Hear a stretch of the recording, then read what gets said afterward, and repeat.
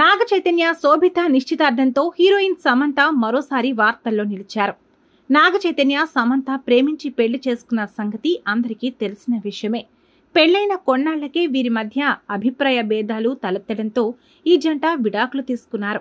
అయితే వీరు ఎందుకు విడాకులు తీసుకున్నారనే విషయం ఇప్పటివరకు బయటకు రాలేదు. అయితే విడాకుల విషయంలో అభిమానులు రెండు వర్గాలుగా విడిపోయి సమంతది తప్పంటే లేదు నాగ చైతన్యదే తప్పని సోషల్ మీడియా వేదికగా యుద్ధం చేశారు. సమంతతో విడాకులు తీసుకున్న తర్వాత తెలుగు హీరోయిన్ శోభిత ధూళిపాళ్లతో రిలేషన్లో ఉన్నాడనే పుకార్లు షికార్లు చేశాయి. సమంతతో విడిపోయిన తర్వాత శోభితతో నాగ చైతన్య సీక్రెట్ గా రిలేషన్ మెయింటైన్ చేశారు. అభిమానులకు షాక్ ఇస్తూ శోభిత ధూళిపాళ్లను నాగ చైతన్య రెండో వివాహం చేసుకున్నారు.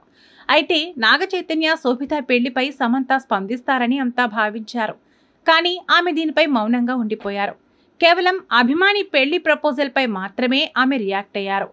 ఇదిలా ఉంటే నాగ చైతన్య నుంచి విడాకులు తీసుకున్న సమయంలో సమంత భరణానికి సంబంధించిన వార్త చక్కర్లు కొడుతోంది. విడాకుల సమయంలో నాగ చైతన్య ఫ్యామిలీ సమంతకు 200 కోట్ల రూపాయల వరకు ఆఫర్ చేసినట్లు తెలుస్తోంది.